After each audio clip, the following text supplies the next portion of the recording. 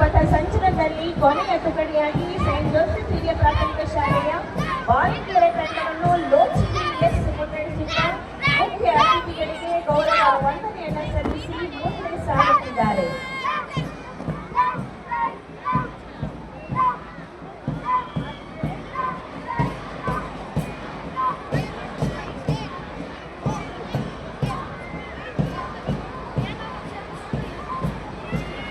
ಉಸಿರಿರುವ ತನಕ ಭಾರತೀಯನೆಂಬ ಹೆಮ್ಮೆ ಮನದಲ್ಲಿರಲಿ.